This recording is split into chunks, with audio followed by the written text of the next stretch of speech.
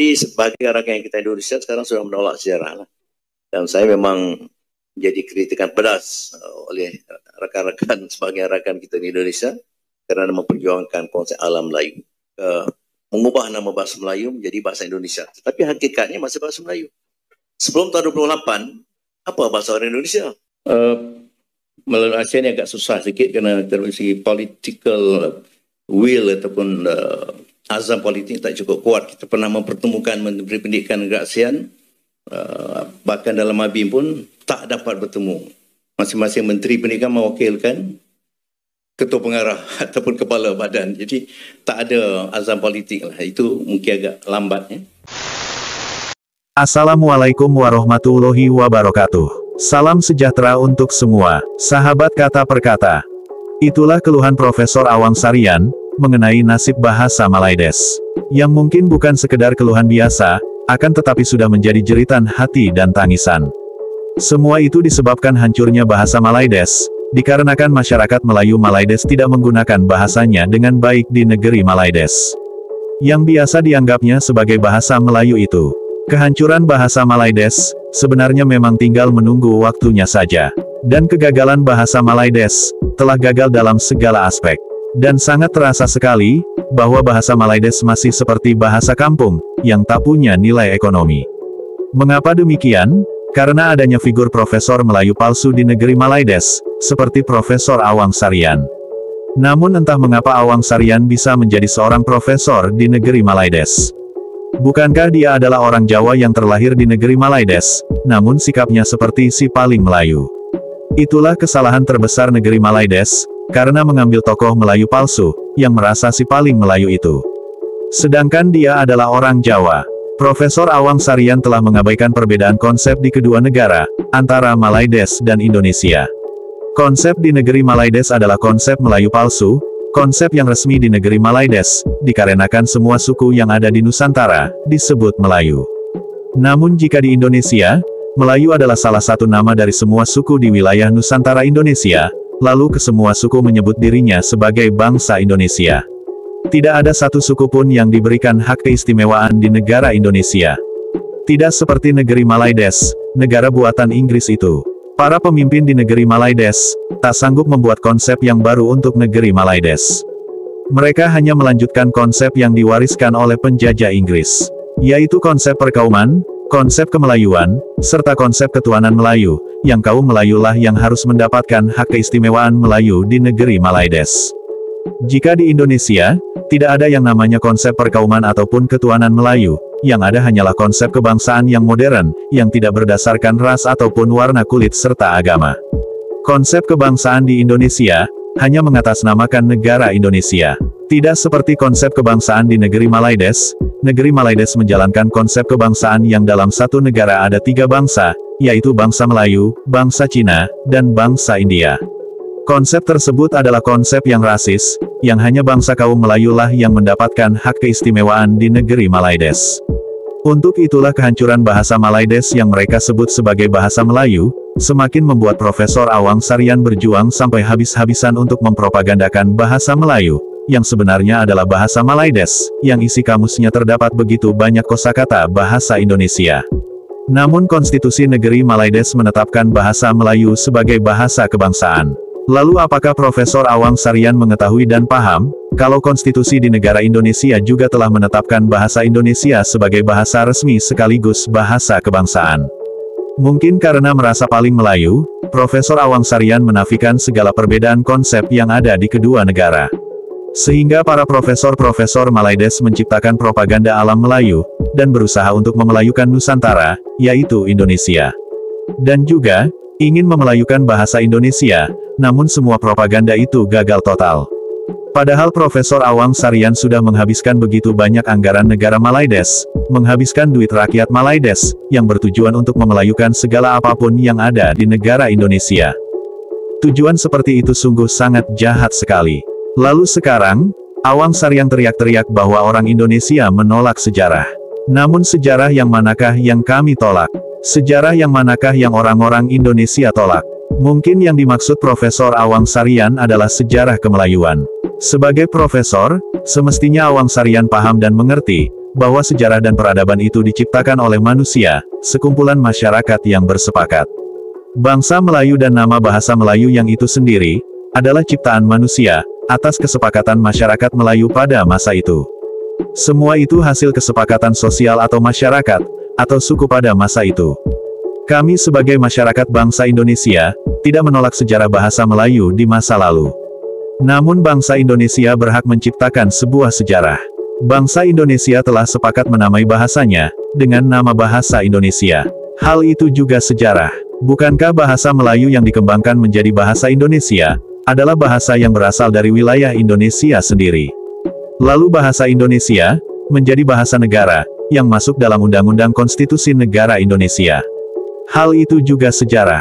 Selanjutnya, bahasa Indonesia pun masuk sebagai salah satu bahasa yang resmi di UNESCO. Itu juga sejarah. Jadi bukan bangsa Indonesia yang menafikan sejarah. Justru para kaum Melayu palsu di negeri Malaides lah yang menafikan sebuah sejarah, salah satunya adalah Profesor Awang Sarian. Profesor Awang Sarian tidak menghargai sejarah bangsa dan negara Indonesia. Kaum Melayu palsu negeri Malaides tidak menghargai sejarah bahasa Indonesia. Jangankan menghargai sejarah Indonesia, kau Profesor Awang Sarian, juga tidak menghargai sejarah dirimu sendiri. Yang menafikan dirinya, yang sebenarnya adalah orang Jawa, namun merasa paling Melayu.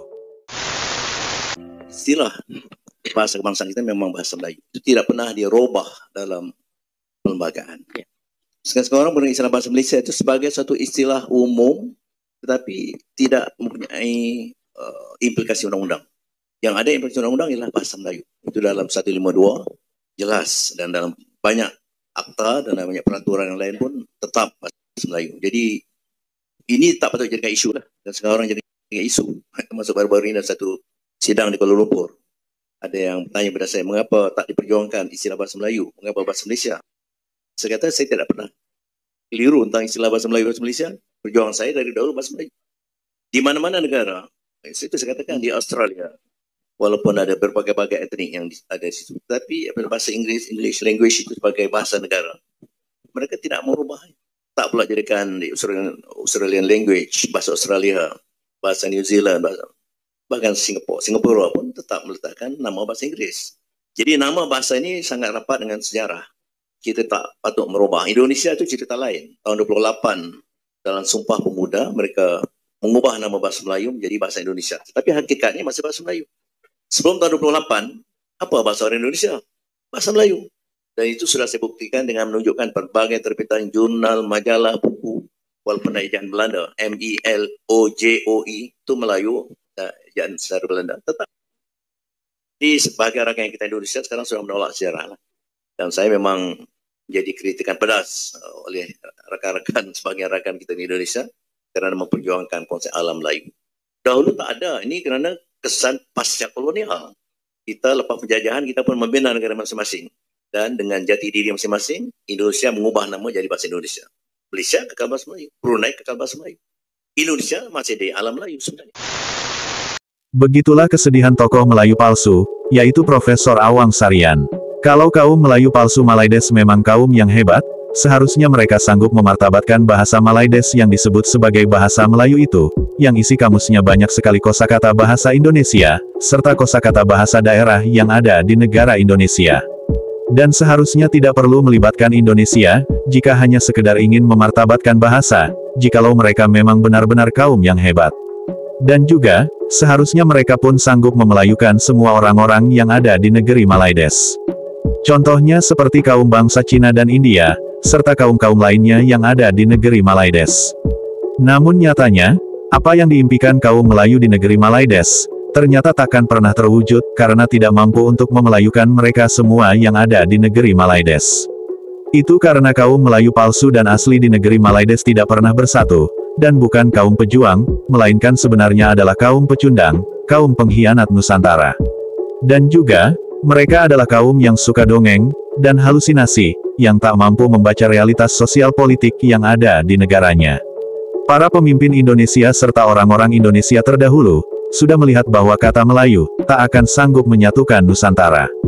Karena itulah, bangsa Indonesia memilih nama Indonesia Raya, bukan Melayu Raya. Why, Profesor Sarian, Profesor begitu berambisinya kau dengan kemelayuan. Sejarahnya kau ceritakan semuanya palsu tentang kemelayuan yang kau dambakan. Kau inginkan memelayukan seluruh Nusantara. Sanalah wahai Profesor Awangsarian. Kau adalah orang Jawa yang hanya numpang dilahirkan di Malaida.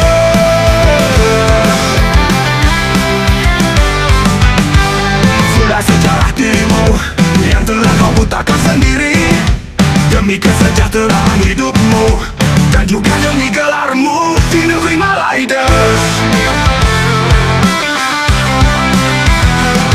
Dan kau mengatakan bahwa orang-orang Indonesia tak menghormati sejarah. Sejarah yang manakah yang kau maksud? Mungkin sejarah kemelayuan yang kau maksud. Sejarah itu tercipta dan diciptakan oleh kesepakatan masyarakat, seperti halnya sejarah Melayu dan juga bahasa Melayu. Yang semua itu tercipta dan diciptakan oleh kesepakatan masyarakat. Begitupun dengan Indonesia yang juga menciptakan sebuah sejarah. Sejarah terbentuknya Sumpah Pemuda dengan ketiga ikarnya yang mengatasnamakan negara Indonesia. Satu bangsa, satu tanah air, dan satu bahasa. Itulah sejarah Indonesia yang juga tercipta dan diciptakan oleh kesepakatan masyarakat yang ada di Indonesia. Jauh sebelum Indonesia merdeka, sehingga ketika Indonesia merdeka, bahasa Indonesia ditetapkan sebagai bahasa yang resmi, sebagai bahasa kenegaraan bangsa Indonesia.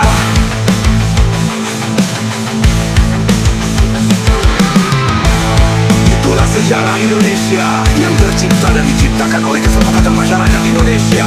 Jauh sebelum Indonesia merdeka, sehingga ketika Indonesia merdeka, bahasa Indonesia ditetapkan sebagai bahasa yang resmi, sebagai bahasa kenegaraan bangsa Indonesia.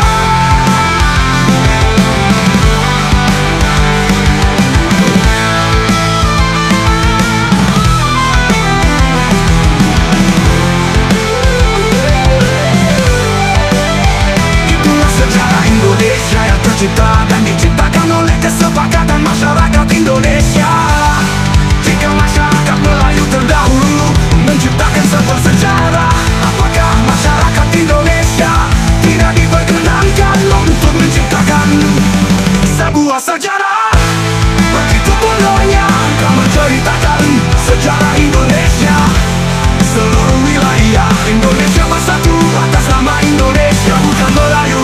Dari situlah tercipta sebuah bangsa, yaitu bangsa Indonesia.